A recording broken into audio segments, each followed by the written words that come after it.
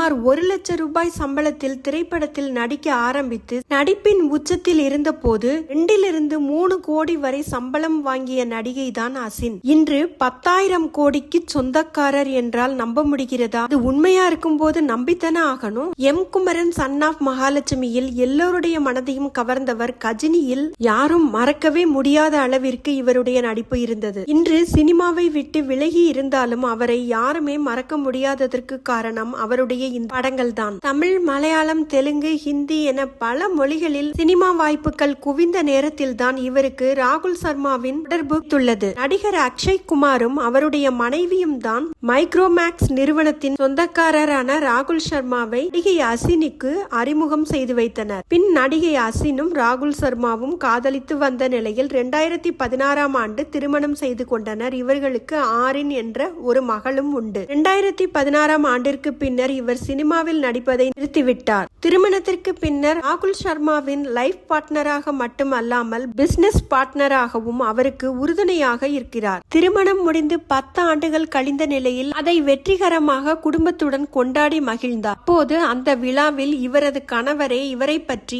எல்லா வகையிலும் தனக்கு உறுதுணையாக இருப்பதாக அசினை பற்றி மிகவும் பெருமையாக பேசியுள்ளார். 10,000 கோடிக்கு சொந்தக்காரரான ராகுல் சர்மா. இந்த நாட்டிற்கு சென்றாலும் சொந்த மண்ணை மறக்காமல் அடிக்கடி கேரளா புடவையில் தோன்றுவாராம் அசின். எந்த கிசுகிசுப்பிலும் மாட்டாமல் சினிமாவிலும் வெற்றி கண்டு திருமணம், குழந்தை, குடும்பம் என்று செட்டிலான இவர்களுடைய மொத்த சொத்து மதிப்பு 10,000 கோடி.